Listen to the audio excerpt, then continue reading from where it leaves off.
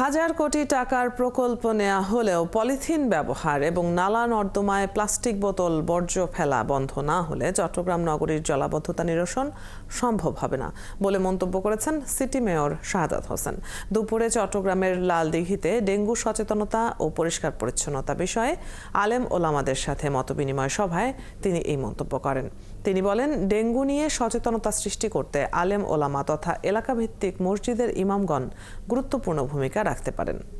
ওই জলাবদ্ধতার যে মূল কারণ পরিষ্কার পরিচ্ছন্নতা, নালার মধ্যে যত্রতত্র ময়লা ফেলা, ডাস্টবিনে না ফেলে, কোন কারণ ছাড়া সেখানে আপনার চিপসের প্যাকেট, কোন কারণ ছাড়া পলিথিন, কোন কারণ ছাড়া ককশিট, কোন কারণ ছাড়া প্লাস্টিক, এগুলো ফেলে আপনার নালাটা বন্ধ করে দিচ্ছে। কারণ এগুলো তো পানিতে শোষণ হয় না।